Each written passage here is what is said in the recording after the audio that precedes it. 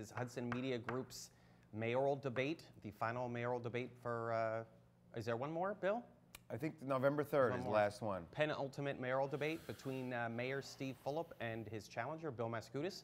Mayor Fulop is running a little late. He's not here right now, so we're going to start with Bill Massacutis to give a little intro and explain to voters why they should elect him mayor on November 7th. Bill. Well, thank you very much for the opportunity to be here tonight, and hopefully the mayor will get here quickly so we can engage in another discussion. I'm running for mayor because I believe I have the experience, the skill set, and the ideas to make Jersey City a better place. And because I have deep ties and deep love for this city. I was born and lived most of my life in Jersey City. My mother was born and raised here.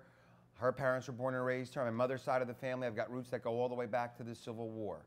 My great-great-grandfather fought in the Battle of Gettysburg, and he's buried at Bayview Cemetery. My father, on the other hand, came here as an undocumented immigrant after fighting the Nazis in World War II. He stowed away in a ship to join his siblings in Jersey City. He actually got caught, was kicked out of the country, came back a second time through Ellis Island and achieved the American dream in Jersey City, successfully ran a business in Journal Square, and together with my mother, raised 7 children. I'm the youngest of 7. My dad died when I was 16. It taught me some important lessons. It taught me the value of hard work. I had to work my way through college and law school. And it also sent me on a bit of a spiritual journey, being confronted with death at that age. And I came to the conclusion that the most fulfilling thing for me to do in life was to serve the greater good, something bigger and more important than myself. And that's why I went into public service and left one of New Jersey's most prominent law firms at the age of 30, worked as a Deputy Attorney General in the Governor's office in nearly 9 years, as Jersey City's chief attorney, where we did some really good things for Jersey City. We sued corporate polluters to get them to clean up former industrial sites so that they could be parks and development, brought in millions of dollars for the city along the way. I drafted legislation to get illegal guns off of the street. When the NRA sued, I defended it all the way to the New Jersey Supreme Court, and that law is now statewide. Spearheaded initiatives to make Jersey City more sustainable, to get locals onto construction projects, and did some basic fundamental things as well. We implemented best practices in the law department. We stopped relying on expensive outside lawyers. We did a better job in court for less money. Over the last several years, we've seen some disturbing trends. The homicide rate has doubled. Jersey City's become one of the most expensive places in America to live. Every single day on the campaign trail, I'm meeting people who can't afford to live in the city that they love. We have a plan to implement community policing to make Jersey City safer, a detailed plan to make Jersey City more affordable for homeowners and renters alike, to stimulate job creation, development, and make Jersey City greener as well. So I look forward to discussing those ideas, my record, and my opponents. Great. Okay, well, the mayor is still not here, so we'll just go right back. We'll just start with you. So you were corporation counsel under the previous mayor, Jeremiah Healy, for the entire time he was mayor, 2004 to 2013. Correct. What do you say to your critics who call you a Healy clone? Should voters expect another Healy term if they elect you mayor? I think Healy would laugh at that if he heard that, because he knows we have some substantial differences. We do have some similarities. I like to sing. In fact, my voice is better than his. But there's a lot of differences. I mean, I look at the world a little bit differently. We both have a deep love for Jersey City. I think I'm a little bit more of a hands-on type of a guy.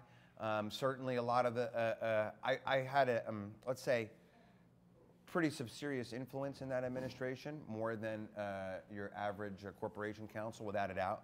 But I certainly didn't dictate all policies. And frankly, running the law department and the day-to-day activities there, it wasn't like I could run every other department. And needless to say, many of the directors were very, let's say, territorial, if you will. We would have butt heads. I didn't always win the arguments around the mayor's conference table on different policies. I could tell you that much. So I would say, look, I think Jeremiah Healy, I love him like family. I think he's a good human being. A compassionate human being, a wise man, and I'm proud of the time that I worked with him.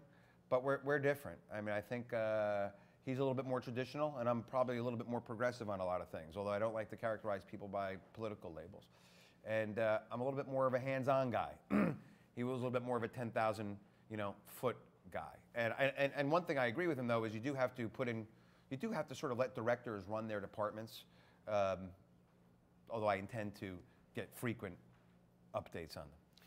Do you think, I mean, you were the longest serving, highest ranking Healy official, right? You were there throughout the whole thing. Do you think you're unfairly diminishing your influence and your role in the Healy administration to voters who might still not look fondly upon the Healy administration?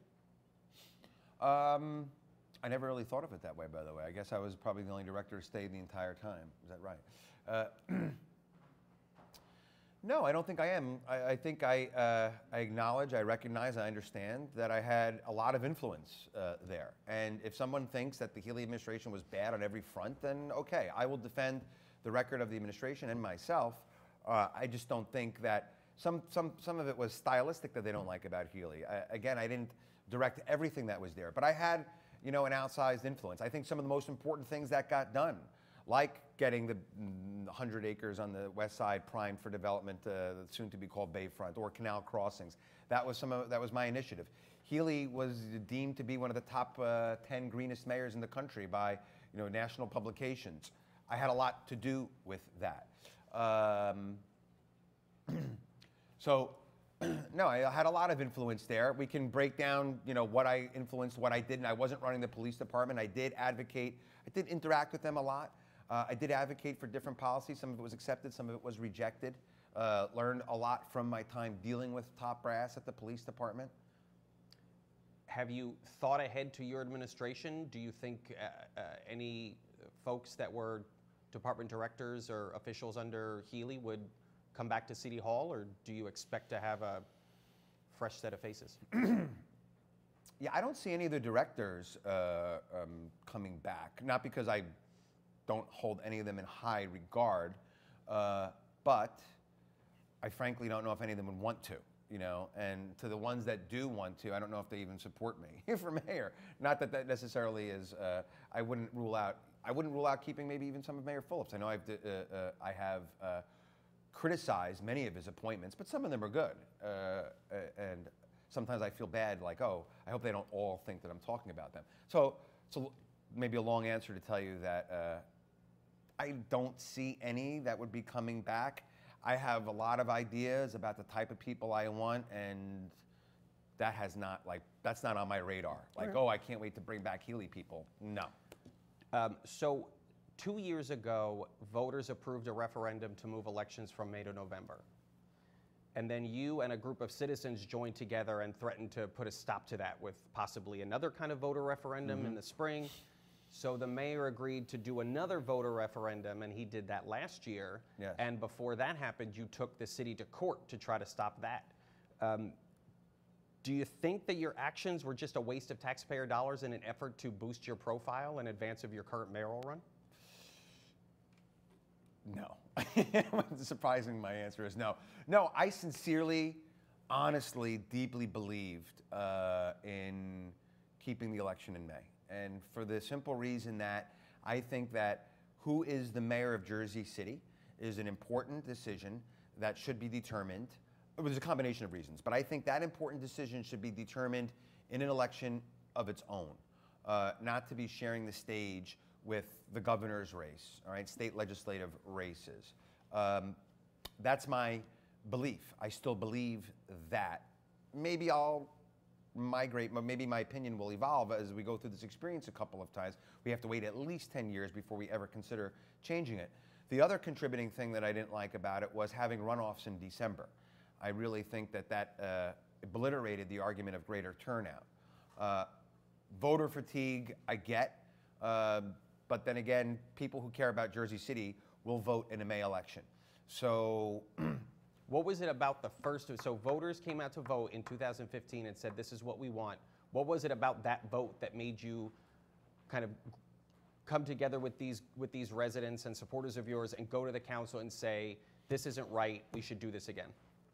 Well, for one thing, the result was extremely close. What was it, like 6 points or something, close. like 5 maybe, 5 and change.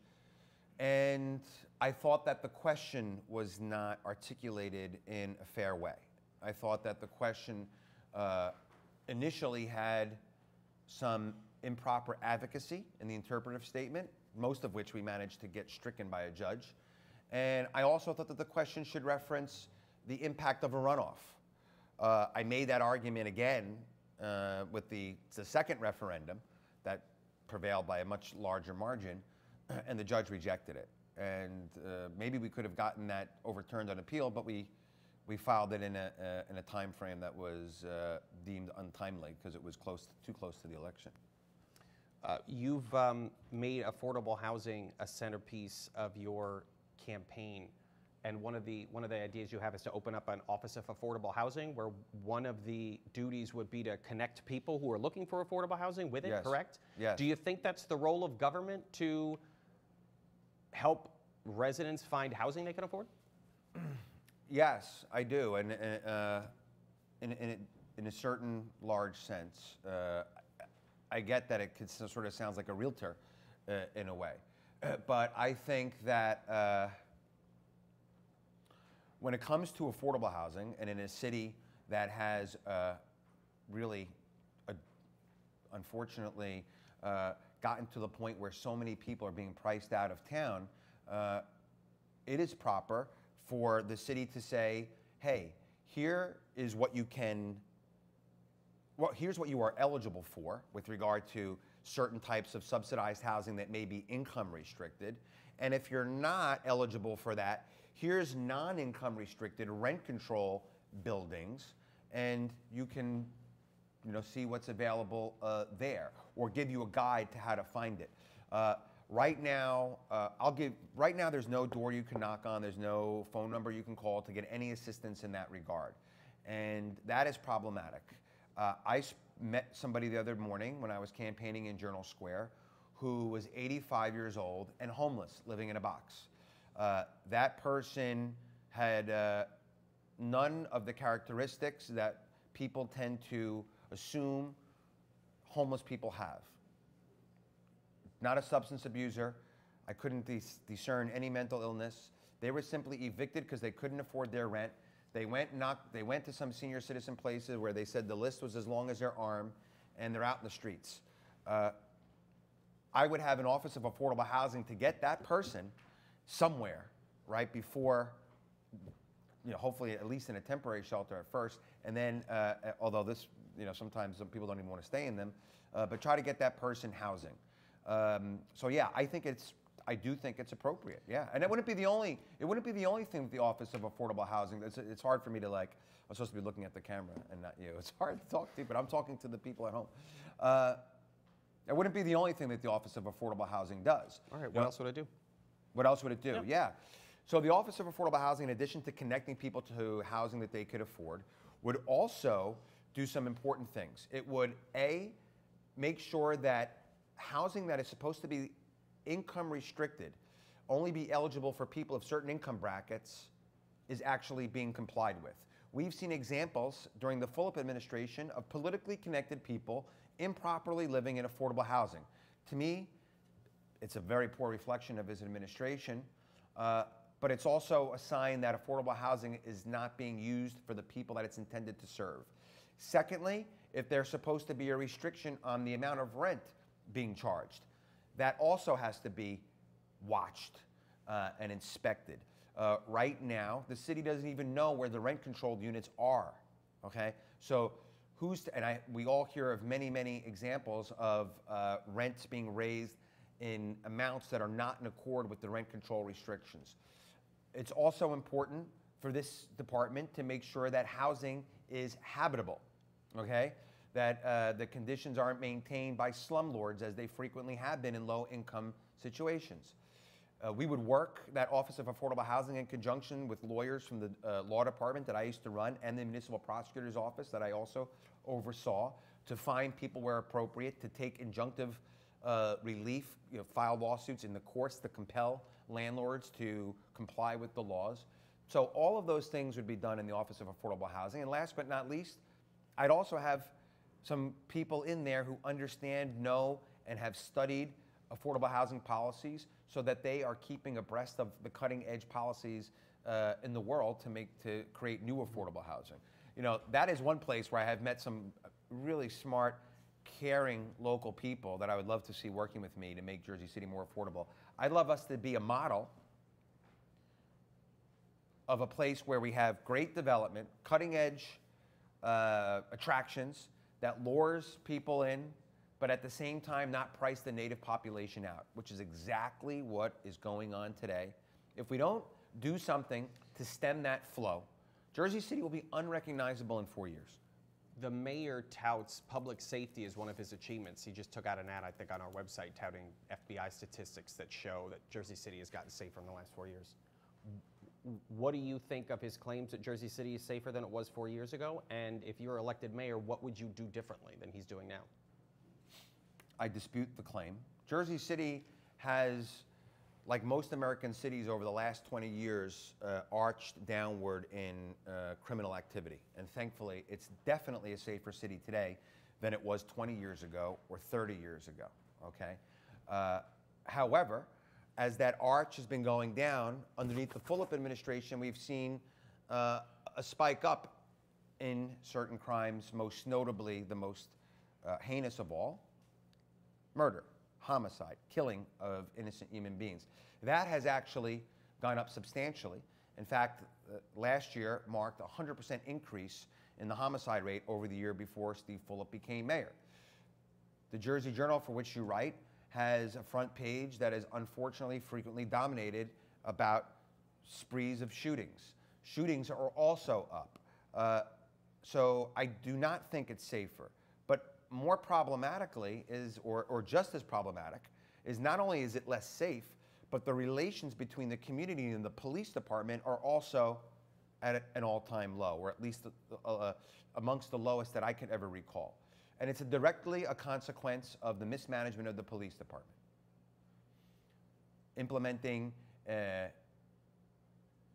broken windows on steroids. The mayor bragged in his 2014 State of the City address that he had arrested hundreds of people in sweeps. That did nothing to drive down crime. All it did was drive down the relations between the police and the community.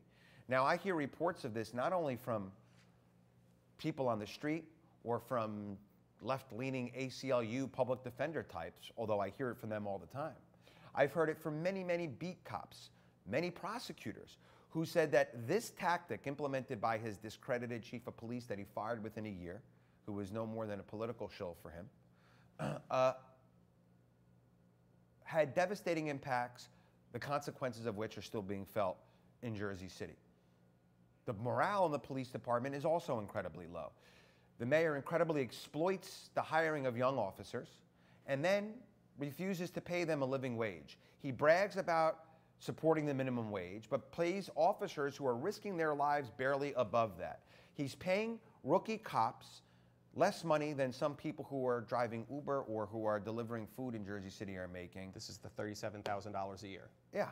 But that was also, that wasn't that also the, that was also what the police agreed to 4 years ago in 2013.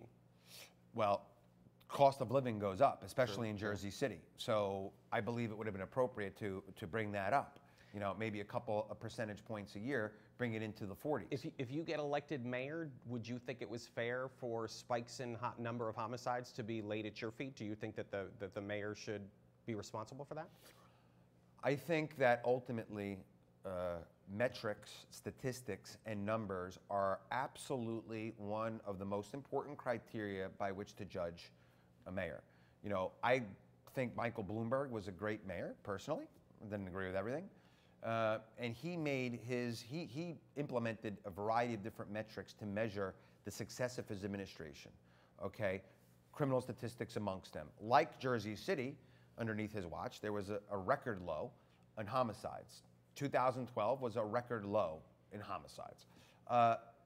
Yes, I do think that you have to be judged by the numbers, right? So you get judged by how many affordable housing units you built, what's the crime rate. If the homicide rate is substantially higher during your term, you have to recognize that you failed. I understand and know that every homicide cannot be laid at the feet of any mayor. That's absurd. But in the totality, in the big picture, you are responsible for crime rates. And look, this is a trend that this spike in homicides, notwithstanding that crime in American cities has gone down from Los Angeles to New York and from Chicago to New Orleans over 30 years, this spike in homicides has gone up in probably like 20 cities, right? New York Times had a big article about it months ago with a graphic, and Jersey City was right up there with Baltimore and Chicago, some other places. But there are other cities that have been exempt from it because they are doing things in a better way. Camden, which has implemented community policing that I strongly espouse, once known as the homicide capital of America, has seen the homicide rate go down substantially. You, as mayor, you wouldn't have any control over the school system really, and you've criticized the mayor for having too hands-on approach when he was a councilman especially. If you were mayor, would you have a completely hands-off approach? How would you work with the Board of Education? I believe that the mayor's, I don't believe I criticized the mayor for having too hands-on of an approach. I believe I criticized the mayor for influencing the administration of the schools in the wrong way. So he fought for control of the school board aggressively with a so-called reform agenda. But one of the first things he did was to make sure that his #1 fundraiser obtained a contract. I believe it was the first indication that the so-called reformer was anything but. I also think that some of the mechanism, activity to undermine the previous director, superintendent, and to install the new one was done in the shadows. Another indication of a mayor who spoke about transparency, but conducts government behind closed door and in the shadows. Having said that, I'm not a gigantic critic of the superintendent by any stretch of the imagination. I think, by and large, from what I understand, she's doing a good job, and I think she's a very good person. So I would not have a hands-off approach whatsoever. I would be not dictating either. I would certainly be collaborating, coordinating, engaged in a discussion. I'd want somebody in the mayor's office who is knowledgeable about education issues and our school system to serve as a liaison. I'm proud that on my council ticket for city council, I have 2 career educators. I have one who's running in Ward B, the first African-American to ever be elected to the West Side, Councilman Chris Gadsden, who's the vice principal of Lincoln High School. At large, I have Dr. Michael Wins, a 35-year classroom teacher, a former principal, and now one of the top officials at the Board of Education. I will look to people like them, and I have supporters, frankly. I'm proud of this. Supporters in Jersey City who really are on both sides of the spectrum when it comes to the philosophy of how to run urban schools. Both union people and vigorous union people, as well as reformers. And you know what I tell them both is I'm a zealous moderate on those issues. I am sort of in the center in that reform union debate. So Councilman Gadsden is running on your ticket, but he's supporting Councilman Bogiano, who's not on your ticket, who's running against one of your Ward C candidate, also Michael Yoon running against your candidate, and seems to at least be offering some kind of tacit support to Ward F candidate Michael Griffin, who's running against one of your candidates. Does this indicate that one of your own council candidates doesn't have much faith in your council slate? No. He told me before I put him on the team that he had a relationship with Yoon and Bogiano that was forged on the council dais, frequently standing up against the policies of the Fulop administration. And while he wanted to run with me and support me, he wouldn't feel comfortable doing anything opposed to those 2 gentlemen, both of which I consider friends as well, both of which have many of their supporters supporting me. I accepted it, and I accepted it and knew it going in. I wrongfully predicted that it wouldn't make much news, and it was about the 3rd question you asked him when we had the initial interview. And I don't think it's big news except for inside political, the real close followers of politics, because he's not running in Ward C or D. He's running in Ward B. He's not out there knocking on doors in the Heights or in General Square. He's on the west side of Jersey City. He has deep respect and admiration and affection for my 2 candidates in C and D. I don't know what he's doing with the F. I saw this one. Michael Yoon is taking out ads with all of their names on it. Yeah. So I mean, I don't know if he authorized that, and then it wasn't really worth me even asking him, to be candid with you. What I do think it speaks to is that I don't tell everyone what to do. Unlike the current administration, I would not. I would not expect, look, I want people to espouse what I believe in, and I know that my team does, right? They believe in community policing, our approach to affordable housing. Do I expect them to follow every political decision or every element of my plans? No. There are people on my team who have some issues with some of my platform or questions. So to me, I look at it and I say, I embrace it. Well, the mayor has also said that he doesn't do that with his council candidate. He doesn't tell the candidates how to vote. That's what he says. Well, I think that is another statement by Steve Fulop that is not in accord with reality. In other words, a misrepresentation, otherwise known as a lie. And I think it even is true when it's applied to candidates. I think you pointed it out quite well when you talked about John Hanasak and his inability to talk to you, unless he had approval from the mayor. So let's go back to real estate for a minute. What the next mayor is going to oversee or help oversee the development of the bayfront, the 100 acres over on the Hackensack waterfront. What do you envision there? What do you want to see there? And what do you think the administration is going to be able to control? Well, certainly the market will dictate certain things. I want it to be, in the first instance, what the plan calls for, a transit-oriented, beautiful development that follows sustainable green design, that has vast amounts of open space, that has a beautiful waterfront walkway along the Hackensack River, and that has a substantial amount of housing for working-class families as well as lower-income families. I had a lot to do with bringing the Bayfront to the concept forward.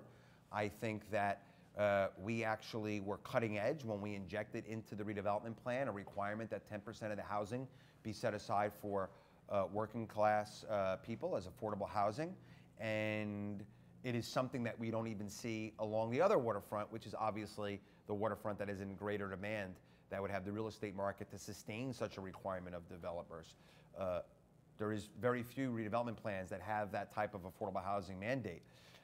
I concur with Jersey City Together, the grassroots coalition of different houses of worship and faith-based entities that says that we should have more affordable housing there. I concur with that.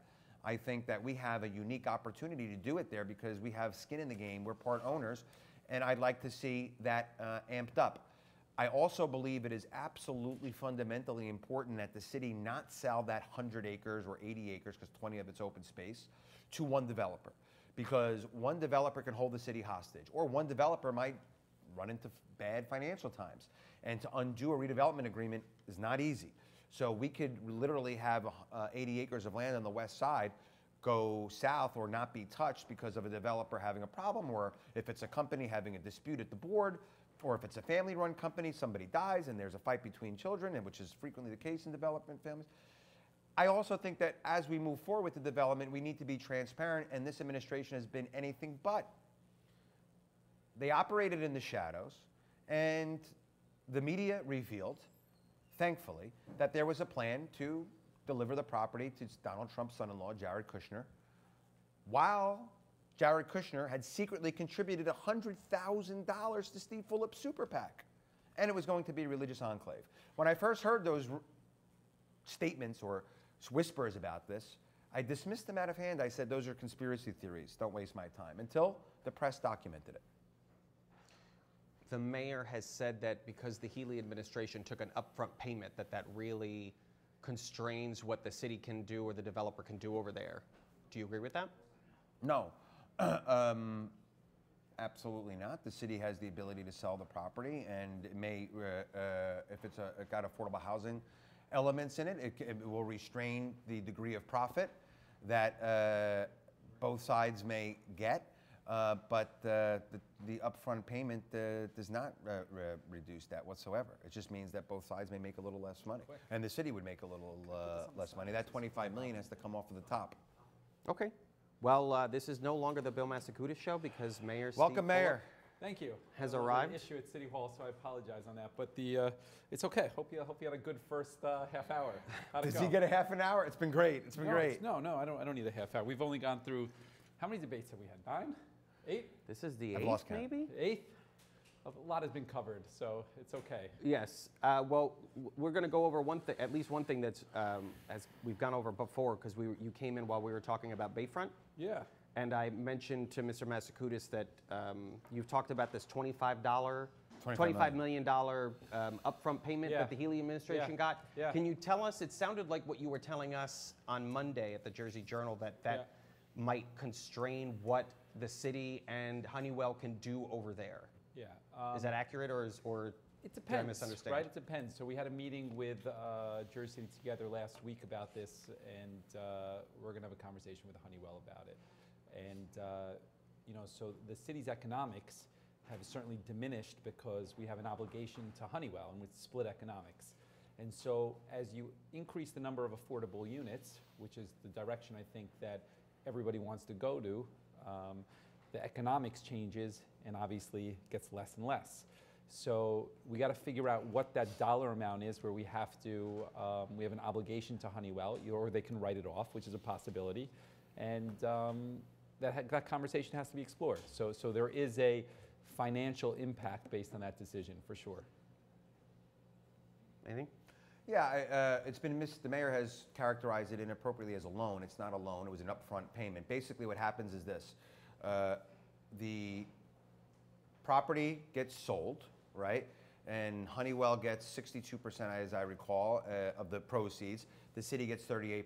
Now, some money has to come off of the top. It gets slightly confusing. Some of it was for non-chromium remediation that Honeywell did. There was contamination down there that was not the result of the activities of Honeywell or its corporate predecessor. Some of it was sludge from the sewers of the Municipal Utilities Authority or incinerator ash from the JCIA.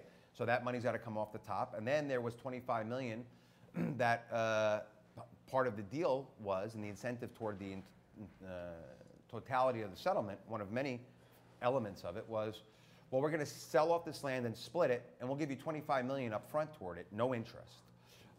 And I don't believe that I don't know if anyone ever conceived that, well, it might not sell for $25 million. So I think even if you insert an affordability requirement that's greater than the 10% that already exists, that you wouldn't hit that $25 or $35 million number.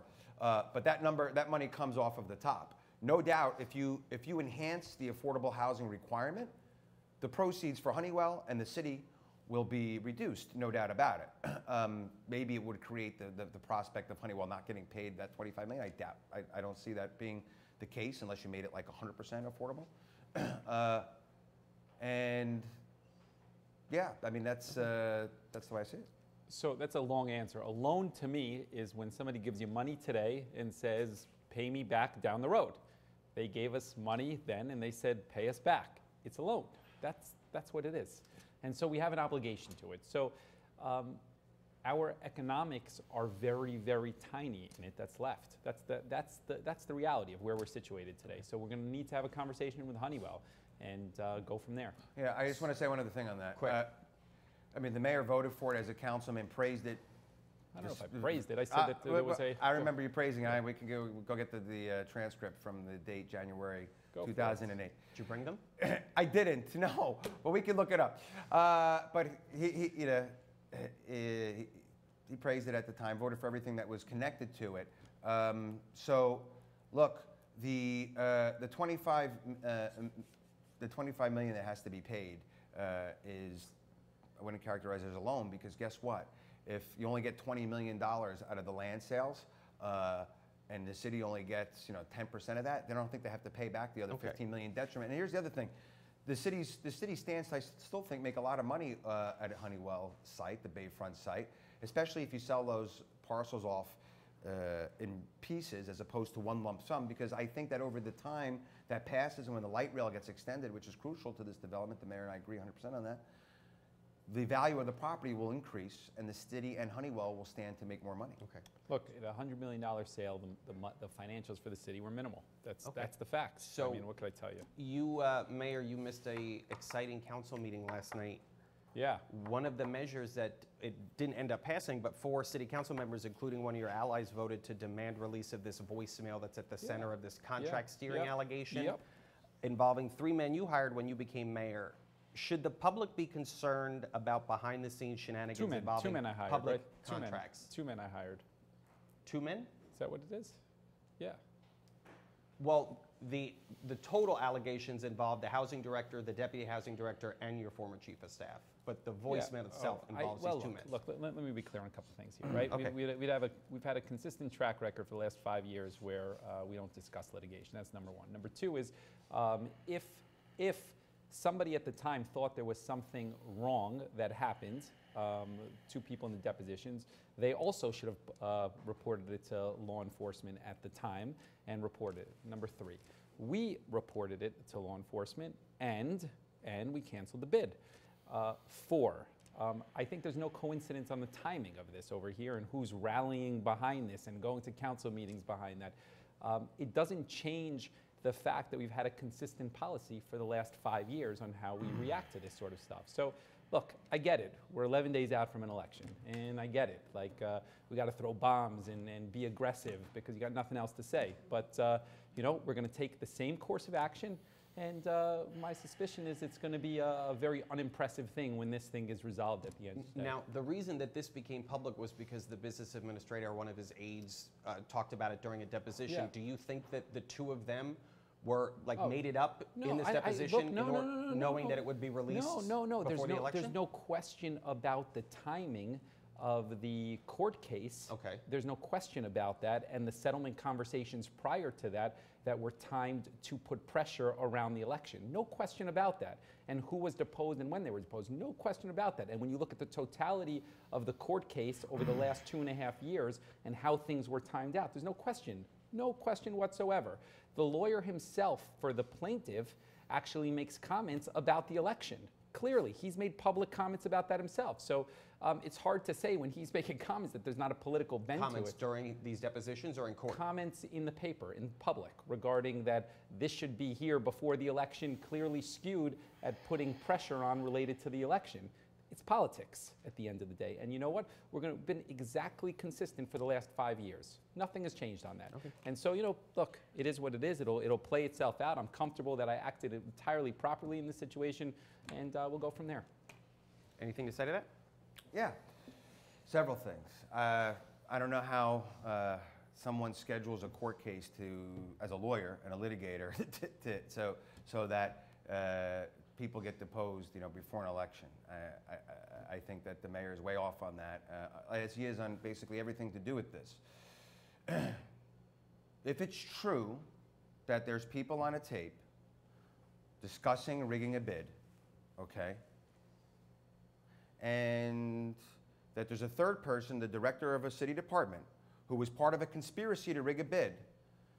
This is all conjecture and like politics. I said if it's true. If it's true, right. I mean, you get to interrupt? Is that the way it works? I'm just saying. Why don't you let me finish my statement? Because it's ridiculous. It's clearly politics, and it's 10 days out, and you got nothing else to go on. So this is what we're going with, and that's fine, Bill. But like, you'd be better off and better served talking about things you're going to do for the city, not some Hail Mary political objective that's coordinated. I mean, we've talked about this before. Okay, well, why don't we, we have time to let you respond to what I mean, look, he's going to say. I'd like to not be interrupted, but hey, I've been talking for 30 minutes here, and I've been talking a lot in town halls and meetings door to door about all my plans for the city, whether it's community policing or affordable housing, and I'll be happy to do it. I didn't ask the question. He did, okay? And also, just like you threw the blame on people who testified under oath truthfully, right? You blame them instead of the people who engaged in corruption in your administration, who you protected and you covered it up. You should be ashamed of yourself for that conduct. Okay, look. Let me tell you what. A corruption. Let me tell you something. He doesn't even know what he's talking about. Was there corruption on the tape? You heard the tape. Was there corruption on the tape? I can't talk. No, you talk about it all the time. How come they weren't fired? I can't talk about it because it is part of an investigation. Like, that's it, period. What law enforcement agency did you refer to? Listen, Bill, I get it. It's 10 days out. I get it. Desperation. You know what? You're right. in. People should know what's on it and what kind of administration you're really running. Bill, look, it is hard for you to stand here when so many people in the administration that you were the chief strategist were arrested for bribery. It wasn't accused. It wasn't anything other than convicted, right? And it's hard for you to be the moral authority here. Look, we've acted consistently for 5 years. I get it. It's 10 days before an election. It's fine. You The gotta only- do the what only you gotta do. the only Now, hold on. consistency- We did talk about. Yeah, he's going to say, Jeremy- look, I wasn't there. You know, I've heard it all. But at the end of the day, like, look, you are the chief strategist. You are the chief strategist. Yes. Chief counsel. I mean, it's hard to say that, hey, I had nothing to do with it. We did talk briefly I about get it. Jeremiah So Healy. and I'd his- like to say something Hold on on. that. I Oh, didn't okay, get sorry, to go the question yet. So we talked briefly about Jeremiah Healy before. Yeah. Yeah. And why you think that this wouldn't be another Healy term. But kind of briefly, maybe in 45 seconds, that's how much time we have left, kind of to respond to what he said about the 53 bid rig seconds. arrests underneath. Yeah, Jeremiah as Healy. usual, the mayor distorts a lot of different reality, right? And he presents something that's not in accord with fact. There were 40 arrests, 20 of them from Jersey City. Many of them didn't have to do anything with the administration. In fact, 2 of the people who ran against Healy, Lou Manzo, L. Harvey Smith, got arrested as well. There were people within the administration. There were people in the city council that were tight that got arrested. I guess I should have been sitting in the room with them when they met Solomon Dweck, the guy who was the informant that Chris Christie sent into Hudson County and other places to solicit improper conduct and bribes. I had no idea about Solomon Dweck. When I heard about it, first of all, they were all suspended and sent and ultimately fired right away. When I heard about it, we implemented reforms. I brought in a U.S. attorney who was responsible for public corruption, a law school dean, to reform the way city practice was done. You know, the mayor misstates that he has a zero tolerance policy, but when the DPW director gets caught in improper conduct, living in affordable housing improperly, cutting deals with a guy who's building a building to have his office taken care of in a special way, he doesn't do anything to him. He slaps him on the wrist and gives him money. Now we see 3 people in the administration engaged in rigging a bid, See, look, again. and he doesn't do anything to them. Now, you mentioned Solomon Dweck before. So Solomon Dweck at least once had lunch. Hold on, once had lunch with Jerry Healy, right, and Leona Baldini, who went to jail. Yes, indeed. I saw Convicted the of video, bribery. yes. Did these conversations never make it to City Hall? And Jerry Healy or Leona never said, "Boy, I had lunch with this developer," and he said, "Boy, I'll give you lots of money to Not do to this." me. How No, about- never heard of let's, it. Let's talk about Jersey City today. Okay, let's not Yes. talk about Solomon Dweck. And if well, Bill you wants to brought up bid continue, rig. I did. But if you want to continue on allegations and a tape, I mean, look, the whole campaign, Terrence. You know, nothing I have said has really focused on Bill. You know, in forums we talk about this, like in this sort of situation, not on my Facebook page, not publicly, not comments, none of it, right? Because I'm focused on our track record and I'm focused on what we're planning on doing.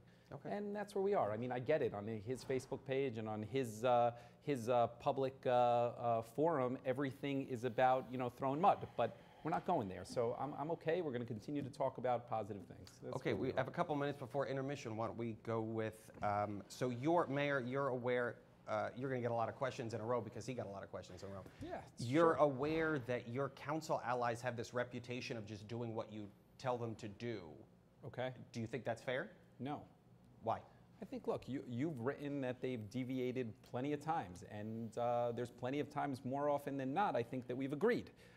Many of us ran together. We shared a platform. We talked about the same things. We talked about the same objectives. Common sense is that if you run on a similar platform, you're going to vote similar ways. Look, there's plenty of things that I haven't agreed with them on. Best example is the chain store ordinance. You wrote about that.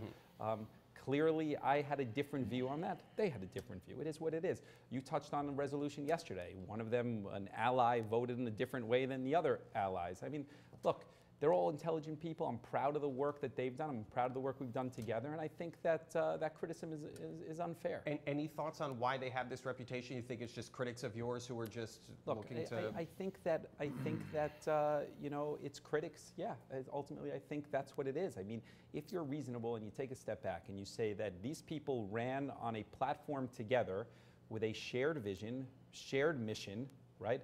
Common sense would lead that then they would vote fairly similar, maybe not 100% similar, but fairly similar because they started in the same place with a shared goal, right? And that's the way it's played out ultimately. So I don't understand why it's big news to anybody. But look, again, if people have a difference of opinion, I'm sure Bill does, it is what it is. But I'm proud of the work they did. I think they've done a terrific job. I think the city's moving in a great direction, and the hope is that on November 7th we'll get a chance to continue it. You're not endorsing anybody in the Ward E, the downtown race. You used to hold that seat. How come? Well, I mean, first of all, it's a complicated race, to say the least, and it's complicated amongst a lot of the supporters and volunteers that I had working with me originally. So I'm very familiar with the people down there. I'm very familiar with the activists down there, and they are almost evenly split amongst who they like and who they support. Most of the council candidates that we've had up to this point have been conversations with volunteers who are part of the process. And it's more of a bottom-up approach than people realize. And we couldn't get to a conclusion there. And being that we couldn't get to a conclusion, I said, you know what, at the end of the day, I'll figure out a way to work with any of the 5 people who are running. And that's what we'll be. Okay, all right. I think we have intermission now. Go ahead, intermission. Okay, all right. We're going to have a 5-minute intermission. See you in 5 minutes.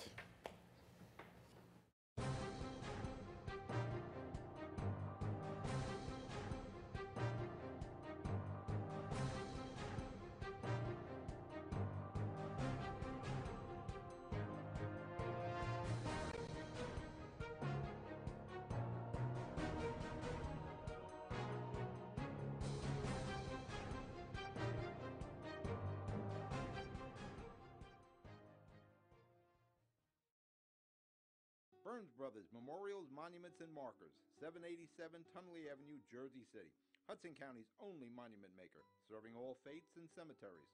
Design studio and large inventory on site. Cemetery inscriptions and custom orders welcome.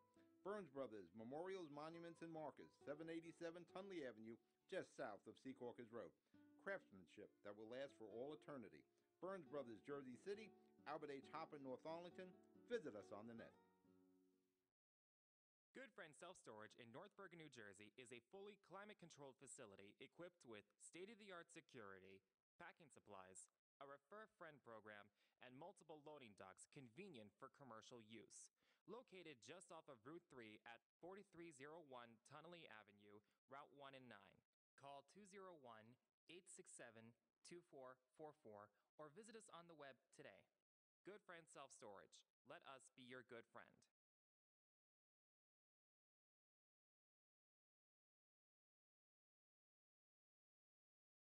Burns Brothers Memorials, Monuments, and Markers, 787 Tunley Avenue, Jersey City.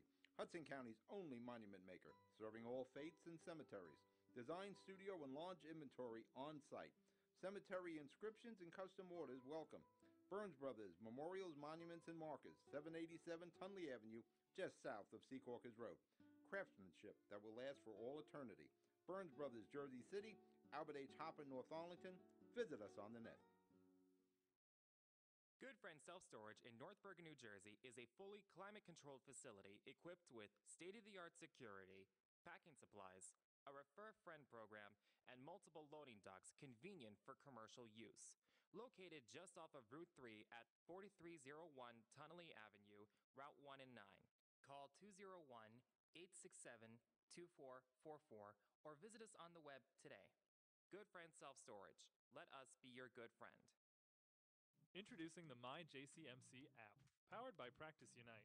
The free MyJCMC app puts the power of healthcare at your fingertips. Go to the concierge for access to referrals, scheduling, and appointments, see emergency room wait times, and get directions to Jersey City Medical Center health locations. Read the latest JCMC news through their social media feed, find a doctor, and more. The MyJCMC app. We belong to you. It takes more than a state-of-the-art medical facility to make a great hospital. It takes a team of dedicated medical professionals. That's the Jersey City Medical Center, Hudson County's #1 hospital. Medical teams consisting of New Jersey's top doctors, Magnet Award-winning nurses, and accomplished hospital associates, all committed to your good health. That's what you have at the Jersey City Medical Center. Make Hudson County's #1 hospital your first choice. Visit us on the web at barnabashealth.org. Meineke Car Care, conveniently located at 700 Tunnelly Avenue, Jersey City, half a mile north of County Road. Meineke, bumper-to-bumper car care. Brakes, exhaust, oil change, wheel alignments, batteries, CV joints, and so much more. First-rate service at a price you can afford. All major cards accepted. Apply for a Meineke card. Meineke, Jersey City. Stop by and let Sammy check your brakes for free. Newport, the luxury waterfront community on the Hudson River, offers the quality of life you deserve in 10 high-rise rental towers with amenities such as the on-site Newport Path subway, light rail and ferry service, Newport Town Square, 3 playgrounds, dog run, upscale restaurants, retail giants like Sears, JCPenney, Macy's, and Target. Morton Williams Supermarket is just outside your front door. A health and fitness club, spa, skating rink, and medical facilities are also on site. NewportNJ.com. Enjoy the New York skyline from Newport Town Square. Manhattan is just one path stop away or quick ride through the Holland Tunnel. Nursery and private elementary schools all on site. 12-screen movie theater at the Newport Center Mall. Want to visit Newport? Stay at the Westin or Marriott Hotel. Go to NewportNJ.com for details. Newport has luxurious towers, great restaurants, shopping, New York skyline views, schools, playgrounds, a marina and yacht club, gym, spa, fine wine, fine living. It's incredible. It's you. NewportNJ.com. Newport. Live like you want.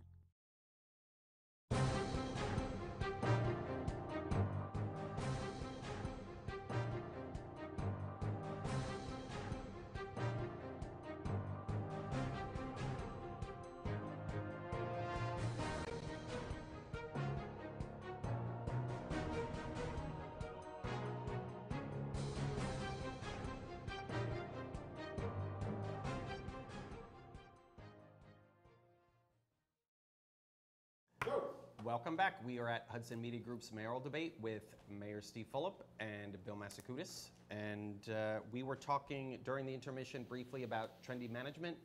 It's this landlord that has been accused of being a slumlord. In March, you agreed with to work with Jersey City together to go after slumlords. Was that something the city wasn't focusing on before? No, I think we have, you know, the mayor's task force probably started about 10 years ago, focused on compliance. And we've obviously built on that as well. And I mean, we've issued thousands of violations to landlords, specifically to Trendy. And we followed up, and then you get them abated. You know, today that situation in that building is horrible. People, you know, shouldn't be poisoned or victims in their own home, to say the least. So, you know, we're going to continue that. It's really an important issue. Is there anything you would do different if you were elected mayor, going after slumlords? Oh, absolutely. Before the mayor was here, we talked about the concept of an Office of Affordable Housing, and you pointed out, well, yeah, you said you wanted to connect residents to housing they can afford. What else would they do? And that's one of the things I talked about, was working in conjunction with lawyers from the law department and the municipal prosecutor's office, and having like an inspector, and perhaps you'd even work with another department. You'd be making sure through spot checks and absolutely having a hotline, so that both electronically and telephonically, where we would go out and make sure that housing is meeting 3 different requirements. 1, if it's income restricted, the income restriction is actually being complied with. 2, if it's rent controlled, that the rent control guidelines are being complied with. And 3, that the conditions of the premises are habitable. So I would say the Rent Leveling Board is you know, a quasi-legal entity that's an extension of the Corporate Counsel Office. You know, prior to us, in those previous 9 years, nothing was done regarding that office. Zero, zilch, nada. So on some things, I think it's possible that, you know, Bill says, well, I wasn't involved in that, I wasn't directly engaged in that. This one's an extension of his office. Nothing was done with it.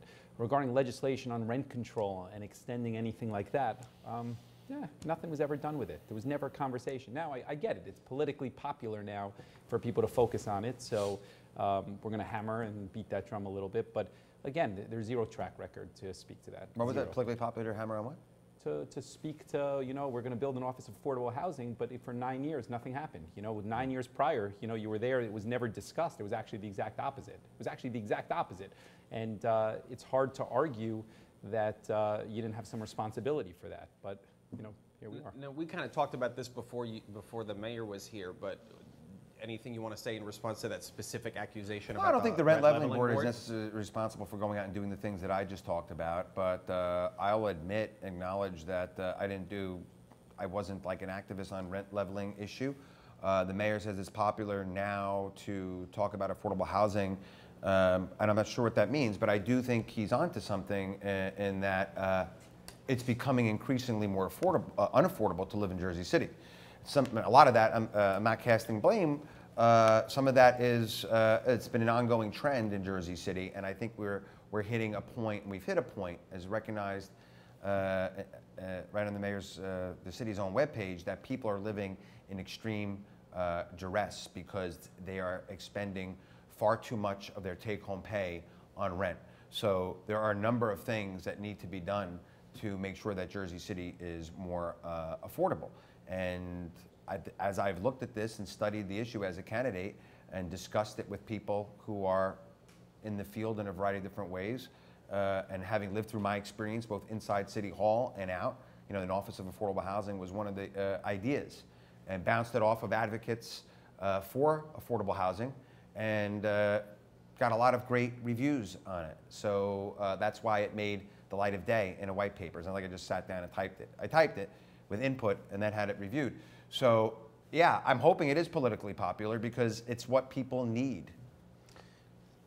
I'm happy you read our paper and our audit that's on our website. It was the first one that's ever been done. He quoted it, so I assume he read it. It's good to know. It's actually the first meaningful step that was taken. We did it in the first couple months in being in office. So, and some of those recommendations were part of that. So it's good. Before you got here, Mayor, we were talking about public safety, and Mr. Masakudis blamed, in some part, the sweeps that your administration oversaw in the first year of when you were mayor for some of the poor relations between the community and the police. Do you think that's unfair? Yeah, look, I think it's unfair in the fact that if you look today, the best indicator of policing more effectively is when you see crime trends moving downwards, and simultaneously you see complaints against the police moving downwards. It means that you are moving in a positive direction, working more closely with the community. And we've been fortunate to see that trend. And so I don't agree with him. I don't agree with his criticism of the police department. I don't agree with him with his criticism of some of the steps we've taken. I think that we've done a good job of working hand in hand with the JCPD. Your administration and the public safety director, James Shea, has expressed frustration over the course of the last 4 years with us about residents who are uncooperative with police. Doesn't that indicate that the relations between the public and the police are not so great? No, that's not a Jersey City unique issue. I think anybody who's watching would attest to the fact this is a national problem with regards to the relationships between police departments and communities with regards to trust. And there's a lot of reasons why that happens ultimately, but it's one of the biggest challenges that we have, and it's not unique to Jersey City. It is every single city across the country, and I think if you talk to residents who actually live on the ground in many of those places, they'd say that this is an ongoing thing. And you've actually seen it exacerbated in the last couple of years with regards to media attention on police and community relations. But that's a challenge, no question about it. The police, one second. The police have criticized you recently for not appointing a police chief. Do you want to explain why you have not replaced a police chief and you don't intend to until after the election? Yeah, absolutely. Let me start by saying that right now we have Director Shea leading the police department. He's a Jersey City resident. Hard to say that he's not a cop's cop.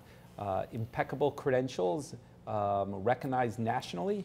And I think Jersey City is fortunate to have him. He's anything but engaged in politics. And you could criticize a lot of people for a lot of things. It really is an absurd comment when people accuse him of not being a cop's cop. So comfortable with his decision-making process and his experience on that and leading the police department. So that's number one. Number two is the chief of the department is a appointee by the mayor ultimately, and I think if I had pointed somebody within a striking distance of the mayoral election, I would have been criticized for that. They would have said, hey, it's a political appointee. They would have said, this is just politics. You're just pandering to this or to that. If I didn't appoint somebody and said, let me actually take a responsible approach and say whoever is going to be the mayor and we have a clear direction on November 8th, will get to choose that. Whether it's Bill, obviously I would defer till swearing in. Where it's me, I would actually take steps shortly after. You know, I would be criticized as well in that situation. So I took what I thought was the most responsible approach, which is to waiting till the voters decide what they're going to do and go from there. And I feel comfortable with that decision. Anything to say? Yeah, I do. I just want to say real quickly about the report that you're happy I read. I read that a while ago. The affordable housing report. Affordable housing report, which I didn't, I kept on hearing about this audit. Columbia, I don't think there's anything like an audit in that whatsoever. It's a semi-superficial analysis of, like, you know, here's some things we can do about affordable housing, and here's how people are suffering in Jersey City. You know, 50% of which they are spending too much on their income on housing, and there are a couple of, you know, one concept in there about changing redevelopment plans to have affordable housing, and which is something I want to do, and nothing was done on it for over 4 years now. On this issue, the mayor is right that there are many cities that have problems between the police and the communities that they serve. In my white paper on community policing, I talk about that. And sometimes those issues arise as a consequence of misguided tactics like the sweeps that the mayor implemented with his first chief of police, who he fired within a year. And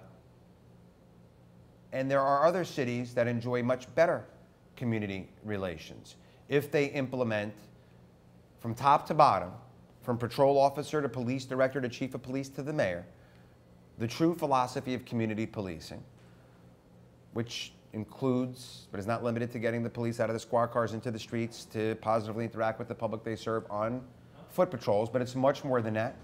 It also includes changing the mindset of the police department from a warrior mindset to a guardian mindset, and many other things through training. The impact of those sweeps that the mayor bragged about in his 2014 State of the City address is not something, as I said before the mayor arrived, that I learned about from just listening to people on the street, or public defenders and ACLU types, although they told me about it too, especially public defenders, but also prosecutors and beat cops who said this is insane and it's nuts. The fact of the matter is that community relations between the police and the community are low. The homicide rates are higher. The morale of the police department is low. And it's in disarray. And there needs to be a real shake-up and change. Look, I refuse, and I say this at every one of our 9 debates, or 8 debates. I say that I refuse to acknowledge that there's this doom and gloom outlook of everything in the city. I just don't see it. And I look at the community policing conversation, and I go back to the fact of where we were in 2012, 11, 10, 9, 8, 7, 6, 5. That there was no focus on any of this stuff that he's talking about right now. And as a chief strategist, chief advisor, chief counsel, it's hard to believe it wasn't a conversation piece. Not only was it not a conversation piece, but when we came in 2013, the police department was at an all-time low in manpower, not invested in. The CCTV cameras didn't exist. It was all show. The 911 system didn't exist. We were recognized nationally as the least diverse police department in the country. I mean, look, I think we got a lot to be proud of, and you know, I think that I refuse to agree with this doom and gloom picture of where the police department is and where the community is. I don't think the figures or reality support that. You said that. So you said that you're going to after the election, you're going to talk about replacing the police chief. Yeah. The results of the reval are also coming after the election, and so is the new water contract. Are you delaying a lot of these things so that you don't pay any kind of political price for them, these unpopular decisions that you're going to have to make? I don't think, let me say a couple things on that. I don't think selection of a police chief is an unpopular decision. I think it's actually, if done properly, can be a popular decision ultimately. So that's number one on that. A water contract and ultimately what will save or won't save is a decision that'll be made by the Joint Council and the MUA, but we are saving dollars. So I think that's a popular decision as well. The reval is going through the process right now, and once the assessments are completed, they're going to be released. I have no control over that timeline whatsoever. Do you not anticipate any rate hikes for the new water contract? I don't know off the top of my head. I don't remember off the top of my head exactly what those numbers look like, to be honest with you, Terrence. But so I wouldn't be comfortable saying one way or the other. But I think that what I can tell you is that the consistent rate hikes that previously existed under the previous administration, which was every year a consistent rate hike, we did away with that. And what the new contract looks like, look, it'll be explored by whoever's elected to the city council and ultimately the MUA. Yeah, I want to say a quick thing to that, which is, first and foremost, I do not have a doom and gloom picture of Jersey City. I think Jersey City is an amazing place to live. It's why so many people want to live here. The mayor would like to think that it was some horrific place before he brought in some new approach to the way of doing things. He frequently discredits everything that occurred before him as if he came in and is responsible for every new building that came up, as if this wasn't a trend, the redevelopment component of it, and way beyond, that Jersey City is a great special place that have a lot of wonderful people in and out of government making it so. I have a doom and gloom picture of a lot of the ways he governs. For example, you talk about appointing a chief of police. The mayor promised that his directors would be Jersey City residents. He belittled the former chief of police who didn't live in town. Like most of his promises, he broke it outright. Chief of police, last one he had, when he had one, didn't live here. Business administrator, the most important unelected official in city government, doesn't live in Jersey City. So what the mayor says as a candidate, and which he is again now, and what the reality is are two different things. The mayor, for example, he's changing his tune on a lot of different things, whether it's Bayfront or reval as we're getting close. And to me, it's extraordinary. His rationale for canceling the reval changed multiple times, where the judge said he acted in bad faith. The judge looked at the evidence and said the city doesn't want to have a reval. And I've been pretty surprised that he's bluntly said he still doesn't want to have a reval, even though it's been proven to him in his face at a Jersey City Together meeting how not doing a reval continues an extraordinary inequity where people are paying thousands of dollars in more property taxes than they should, tends to be people in minority communities, tends to be lower income people. In fact, the Star Ledger said it best when it said in Jersey City, poor blacks subsidize rich whites. He wants to continue that. He wants to continue that incredibly inequitable situation. He said he has no interest in doing that at the Jersey Journal Board. He said it in another debate recently. And to me, that's extraordinary. And it really makes me distrust this process of the reval going forward, that we don't know the numbers until after the election. He took away the city officials that were working on a committee to pick the entity that was going to do the reval after he wrongfully fired one that was almost done and squandered $5 million for nothing. He took the city people off and he put the attorney that does tax appeals for the city, who's a political ally, to pick the company that's doing the reval. I'm very suspicious of the process. So I was going to get to the reval, but he's already brought it up. Yeah. So you brought it up. Do you have anything yet? You did very, mention very, it. very dramatic, and it's we're 10 days out over here. Look, I've been on the record. I'm not happy about doing the reval. I think that it furthers gentrification. I think it's very disruptive to longtime residents. And again, for 10 years as a corporate council, they delayed. So it's hard to argue that there's some moral authority over here on the reval process, and I've been entirely consistent on where I am. Look, at the end of the day, I think I have a very strong track record of being focused on fiscal management and the budget, and no tax increase for 4 years. Few municipalities in the state of New Jersey can point to that. And it's very different than what was happening prior to us. So, I'm conscious of the budget. I'm conscious of where we spend dollars. I think I have a good track record on that. And, again, I'm proud of the decisions I make. I don't shy away from them. And that's where we are. The breach of contract case that came out of the last reval, the one that you canceled. Yeah. So the city lost that at trial and then lost the appeal, and then the Supreme Court would not hear it, but the last time I asked your spokeswoman, she didn't answer me. Is this done now, or have you accepted? You got to ask our corporate counsel. I don't have a good answer know? for you. I don't know what the process is at this point or what the recourse is. I couldn't tell you definitively one way or the other. Look, what I can tell you is I don't regret anything I did. You said at our editorial board meeting on Monday that you wanted to talk to potentially the new governor about changing how the state does. Is that even on the radar of either gubernatorial candidate?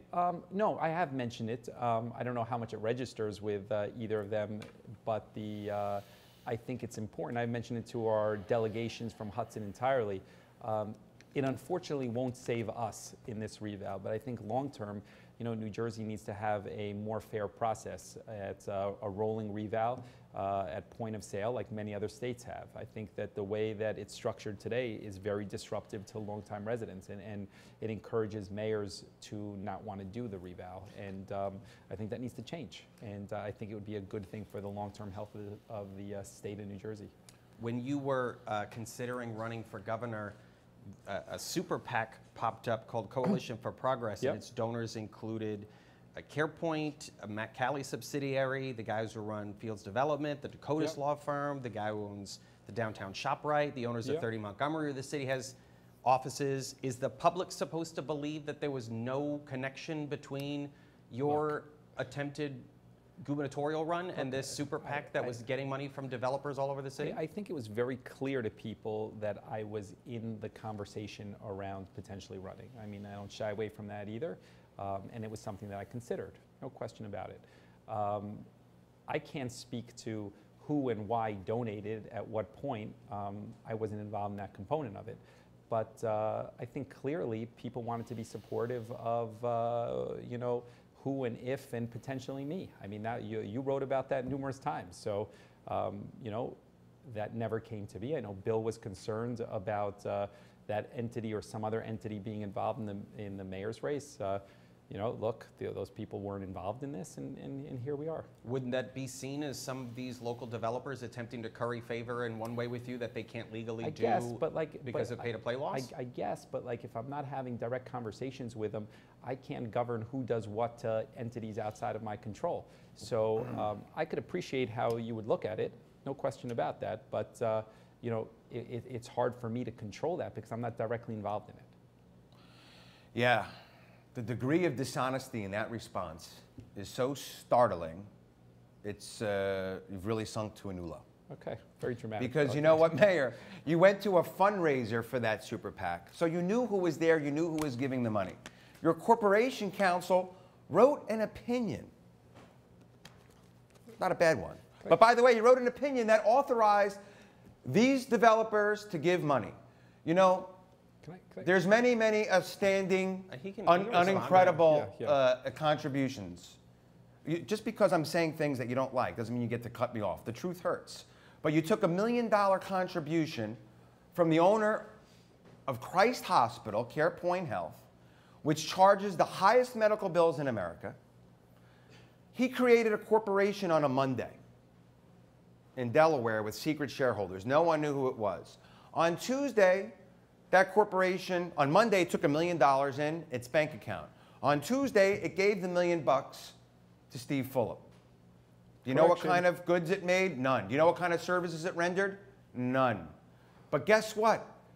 What a coincidence that Steve Fulop tried to steer the emergency services contract away from the nonprofit medical center to Christ Hospital, even though the medical center had been doing a good job and had a tradition of doing it since horses were dragging the ambulances around. That, to me, is outrageous, and there's more and more other examples. You want to respond to that? Yeah. So, look, we're 10 days out from an election. Here, connecting a contract where somebody was the low bidder to a donation that happened to an entity that wasn't me, as he likes to say, is a stretch. A totally different, years apart. Did you go to a fundraiser for it? Wait a second. Wait, I'm not done yet. Yes, I actually told Terrence this, And I hosted a fundraiser, and there weren't Jersey City vendors at that. And so, like, my point on this is Developers? Were Jersey City developers there? I don't know who was there. I don't think so. I don't think so, Bill. And my point. Well, they were there. Oh, no, you can That's all right. Go ahead. So I get it that Bill's got to look and create this nefarious, horrible situation ultimately, but ultimately I don't believe that that's supported, and I'm entirely comfortable with the way that we operated. From my standpoint, clearly, if I had been engaged in it, do you think that I would condone somebody creating an entity on a Monday and donating on a Tuesday? It is so stupid, right? And so why would I ever want to do that? Why would I ever want to be a part of that if I was engaged in it? I mean, clearly I wouldn't. But, here we are. I get it. Like I said, it's got to be this horrible situation, and Bill's going to cast stones, but it's fine. I'm happy. Is that $1 million still in that account? I have no idea, Bill. It is. It is.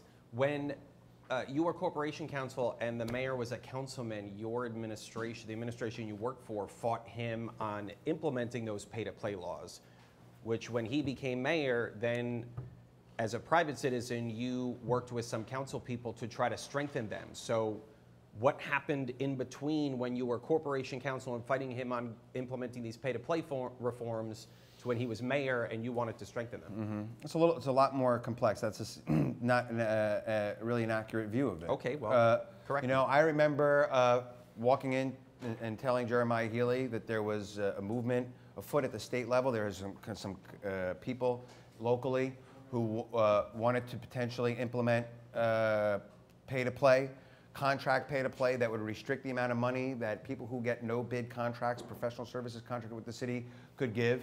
And Healy, thought about it. He said, you know what? I don't make any decisions based upon what people give. Okay. There was this group, Civic JC, that presented it. Ultimately, Steve Fulop, as a councilman, introduced it in. And I remember, I think we were going home together from a city council meeting that night. And he said, I saw the mob coming with torches, and I decided to jump in front and lead the parade. It's going to happen to us anyway. It's going to be forced on our throats by John Corzine or somebody like that. I remember the conversation quite well. I didn't get up and argue against it in front of the city council. I was being a city attorney. I didn't write legal opinions saying it was wrong or that it was inappropriate. It was passed on first reading through an initiative, and ultimately the city council adopted it.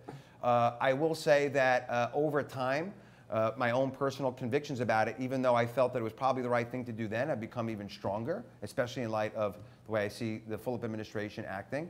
Ultimately, I worked with Civic JC and others to help draft the redevelopment pay-to-play laws. And I think it is important. It's just that simple. I think it's important that people that do business with the city, especially if they're not in a situation where they're getting a non-bidded contract, if you will, I don't know if that's correct English, that they should be able to contribute. Mayor, or at least of any do kind. you dispute his version Yeah, of events? I think there's a little bit of a revisionist or a lot of revisionist history. I don't remember any of those conversations, but I do remember that Bill and Jerry Healy fought us tooth and nail every step of the way. We had to go out and get 10,000 signatures of residents in order to get it on a ballot, and then they still fought us. So look, it's good to see that Bill came around eventually, whether his motive is what he says or something else. At the end of the day, I'm happy that he came around. I think it's important, and I'm proud to have been the first public advocate for it. The only thing that's fuzzy. Because I have a follow-up to that. Okay. What was it about the pay-to-play quote-unquote reforms that he and Michael Youn wanted to make that you objected to? I don't remember all the details to it. I think you wanted to expand to outside agencies, right? That was Yeah, possible. That was I one of think- them. I think Super that- PACs would be involved. So I believe that most of that stuff is already covered in the current pay-to-play. Outside agencies certainly is covered. I mean, you've written about that before. We extended that. I thought that Bill engaged, as you touched on, it was a complete 180 based on like political wins, right? So I think like Bill's track record, whether it be affordable housing or tax abatements or pay to play, there's zero consistency around it, right? Like they think you look at the track record and then the political wins and then there's a change and then there's a rationale why that happened. I thought this was no different.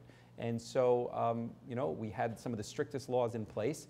And I wasn't going to acquiesce to kind of the political wills over there, and that's where we were. And those laws were already protecting places like the MUA. Well, when you were a councilman, one of your other big issues was double dipping. Yeah. But Bill fought me on that, by the way. But we'll get to that in a second. But you just I was about to say, that's the let one I- your that's you the one just I let think. your corporation counsel take a second job at the public MUA. Now he makes over $200,000. So yeah, so What's the argument that double dipping is okay? yeah, so you know what, I don't think that double dipping is okay, to be honest with you, and I think that we're eventually going to sort it out with a long term, like previously a 4-year contract that already existed prior. Every one of the MUA contracts or the JCI contracts have been 4 years. When the current or the prior executive director resigned, we thought of a way to save dollars without putting somebody in there permanently. And it kind of made sense for us to have our legal counsel there, being that we were working on things like the water renewal and the sewer contract. And ultimately, we ended up saving money on what that contract would have been. Whoever is elected as mayor on November 8th will have the opportunity to put in somebody for 4 years. I criticized Jerry Healy, rightfully so, for extending long-term contracts in the year of his election for people that extended well into my term. And I wasn't going to do that the same, whether it was the police chief to create that situation or the MUA. And so I get it. It's easy to criticize politically, and I'm sure that Bill is going to say something. But the ironic part is that when I did the double dipping ordinance, Bill was the chief fighter of that. He fought against us every step of the way. Misled us on numbers of petitions that we needed, then wrote an opinion back and forth on that. So, maybe his situation has changed, maybe he's seen the light on it, but regarding the MUA specifically, there was a very clear reason on why we did that, and it's not a permanent situation. November 8th comes, I intend to appoint somebody there for 4 years, as Bill, I assume, will as well. Do you still plan to dissolve the MUA? I don't think it's possible to dissolve the MUA because of the amount of debt that's into the MUA. So we explored it, and I don't think that's a possible outcome. Okay. I'd like to respond. Yeah, I was going to let you. I just No, wanted to get to that. I didn't fight anything really tooth or nail. The pay-to-play thing, Healy was against it. They didn't get in a first reading. They got the signatures, and it went through on second reading. Done. I didn't tell him anything about the amount of signatures to get when it came to the double dipping ordinance. He turned in the wrong amount of signatures. I had to follow the law, something he doesn't do. So let's talk about, again, Councilman Fulop versus Mayor Fulop. The extraordinary hypocrisy. Like he said, my chief of police was got to be from Jersey City. Double dipping was a mortal sin. You only mentioned one. How about Chico Ramchal? That was okay too. How about Diane Coleman, who you personally you got her a job working in the county. Your hypocrisy, your hypocrisy knows no limits. It's extraordinary how you can just go out and tell people one thing and practice something entirely different. It's amazing. Look, if I appointed somebody for 4 years after I criticized Jerry Healy, they would say he would be making the exact argument the same way. Our first police chief here happened to live in Jersey City. Our public safety director lives in Jersey City. What other points did you make over there? Oh, yeah, Last chief, Chico, Diane Coleman, how about them? You did fight us every step of the way. No question about that. I think that the clerk, who has impeccable character, would speak to that. And look, you help get some of these council people elected. They make decisions as well. I voice concern when I can. Did you help Diane Coleman get a job? No, I don't know how. I don't make that hiring decision. Did you help her get it? Did you make a recommendation? I don't know. I don't remember, Bill, to be honest with you. So I couldn't answer you one way or the other.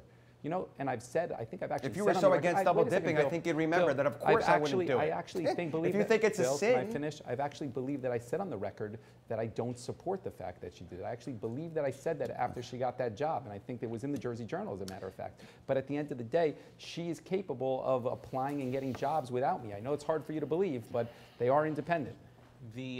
What can you tell us about, last year when the Bridgegate trial was happening, it came up that you worked at this Port Authority tenant called FAPS, but we haven't really talked much about it because at the time the trial was going on and you said we can't really talk about it during the trial, but what did you do there? How much money did you make? And do you have any comment on the Christie allies' allegations that they got you that job so that you would endorse Chris Christie in 2013? So nobody ever said they got me that job. I worked on behalf of a company called FAPS that was disclosed in my financial agreements, and I worked on a restructuring to save 500 union ILA jobs. That was the objective there. The Christie administration was moving to throw them out of the port. And for a couple reasons. One was related to the Japanese tsunami, one was related to Hurricane Sandy, and the import levels ultimately changed. So I was part of a team, nothing to do with Christie at that point, part of that process. There's no secret also that Christie solicited my support for an endorsement, which I ultimately didn't do. You look at the merits of FAPS, how long they've been there, what I did there. I was actually on the side of the Angels. During the course of the trial, the only way that I was portrayed there was as a victim, as somebody also By in addition everybody to or just the prosecutors? Well, as the prosecutors, Okay, but you would think that if the prosecutors thought that there was anything nefarious, I would have been part of that, and they didn't. Ultimately, didn't. So. Look, I'm comfortable in the fact that I was crucial in saving 500 ILA jobs. We restructured a 50-year-old company's debt over there. And, look, I think I did a great job. Were you just hired as like a lobbyist, or like what I in your was not a background lobbyist. made you qualified to do that? Not, of course, I have a focus in finance from MBA. I have an MBA from NYU Stern. I've worked in finance for the duration of my career. I had nothing to do as a lobbyist. I was not a registered. I was a full-time employee in their finance department. Why you brought this up at one of the previous debates? Why do you think this is important? Well, I still didn't answer the question. How much money did you make? How much money did I make? Like, I think less than I made in finance prior to it, actually. I don't remember the exact dollar. It wasn't a large dollar amount. 100,000, 150? It was less than that, 150, less than 100 probably. So how many meetings did you go to? I worked every single day, Bill. You worked in there every day? You had an office there? I was like a legitimate employee there in their finance department. So why do you think this is important? Politics. I think it's important. I think it's important for a couple of reasons. One was when the mayor quit his job on Wall Street, he said he was going to campaign full time. He said, I need to go campaign full time. We only found out after the election. He didn't hand in his financial disclosure until after he won the mayor's race, and then it really didn't, who was looking at it after that, right, until he started to run for governor, which happened to be quite quickly thereafter. I'm glad he caveated, he said that the prosecution didn't think, ultimately they didn't think I did something. He corrected it with the ultimately. A government witness testified that he solicited $1 million from Chris Christie to keep someone out of the 2013 mayor's race. Let me repeat. A government witness put up by the United States government, FBI, U.S. attorney. David Wildstein. David Wildstein, Chris Christie, Inner Circle, Bill Baroni, and Chris Christie. These were guys who he was dealing with on a regular basis. Bill Stepien works for Donald Trump, Chris Christie's head guy. Simultaneously negotiating a deal for a company that owed the public millions of dollars, simultaneously negotiating to endorse Chris Christie. He said, you can watch the video on NJTV, yeah, I was thinking about it, he had 80% approval rating, so I was thinking about it. He must have felt bad that he didn't endorse because he refused to endorse Barbara Bono by name. Your article tells the whole story. So to me, that reeked horrifically. You're working secretly for a company that owes the public millions of dollars, dealing with the Christie Inner Circle. You're getting paid in the six-figure domain, and they're looking for your you're looking for your endorsement of Christie. Real quick, and then we have to close. So we didn't owe millions of dollars. We were in litigation. Let's start there. Number two is, I think that Sandra Cunningham spoke about this as well, is that they gave $1 million to Sandra Cunningham, they said, related to endorsing and some convoluted story that both she and I had no idea about whatsoever, that coming to a grant for prisoner reentry at the Urban League. Look, I did a terrific job in saving that company and those employees. When I left my job in finance, my ultimate intention was to campaign full-time, and then I found it a little bit harder to live financially. And an opportunity came to work for a company in saving and restructuring jobs. And I took it upon myself to do that. I thought it was the right thing to do. And I think we were tremendously successful in that. And I think that as the facts came out, we acted properly. And look, we took the same policy then. I wasn't going to discuss litigation, and then people cast doubt and blame. No time left. 30-second summation, tell people why they should vote for you. We'll start with you, Mayor Phillip. Thanks. Well, you know, look, I think over the last 4 years, we've moved the city forward in countless ways, from stabilizing taxes to credit rating upgrades to incentivizing development outside of the waterfront, to starting things like a prisoner reentry program, to more after-school programs, to summer youth jobs. I think that as you drive around the city, you can see the change that's happening, whether you live in Greenville or you live in the Heights. And when we started this, my hope was that we would continue that for 2 terms, and I'm hoping that you'll allow us the opportunity to continue. Real quick.